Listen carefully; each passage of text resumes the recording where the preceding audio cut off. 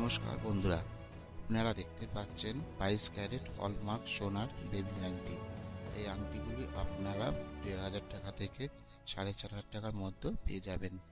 আপনাদের কাছে আরও নতুন নতুন সোনা ও রূপার গহনার ডিজাইন পৌঁছাতে পারি, তার জন্য আপনাদের কাছে একটাই আমার অনুরোধ, চ্যানেলটি আপনারা সাবস্ক্রাইব করে বেল আইকনটি টিপে দেবেন।